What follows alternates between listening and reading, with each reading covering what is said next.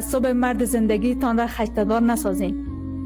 جایی که به شما میگه عزیزم جانم قربانت بشم، یکم مراعات کن در نوع صحبت کردنت، در نوع لباس پوشیدنت، در نوع گشتنت. باید شما خوش بشین. اینها از روی تعهد، احترام، عدالت اینها هست. اونها میخواین از شما محافظت بکنن. بعد شما میگی که ما را محدود نسازین. این محدودیت نیست. این اوج احترام گذاشتن برای خانمش هست، دوستش داره و میخوای از او محافظت بکنه، چون او یک مرد هست و رفتار یک مرد دیگر را در مقابل جنس مخالف که همان تو زن هستی میداند که چگونه رفتار دارن.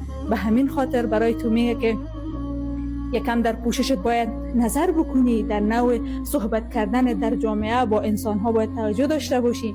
اینها اوج احترامی هست که امان شوهرش به خانمش میگذاره و اون را احترام میکنه که انسانهای دیگر به نظر بد بر این نگاه نکنن. شما خانم ها وقتی شوهرتان چنین حرفی به شما میگه، شما باید خوشحال بشین که اونها داره به تو توجه میکنه، احترام داره و نمیخواد که نظر بد انسانهای دیگه به شما باشد.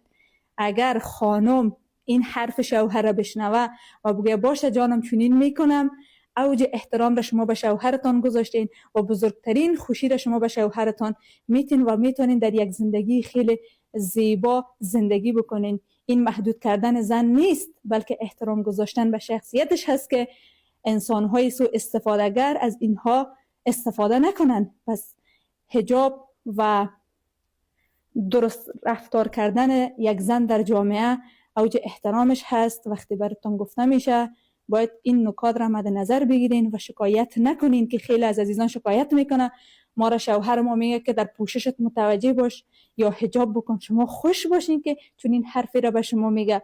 پس در این مسائل خیلی دقت بکنین. اونها از احترام و تعهدی که بر شما دارن و همون بر شخصیتتان اجر گذاری میکنن این حرف را براتون میگن.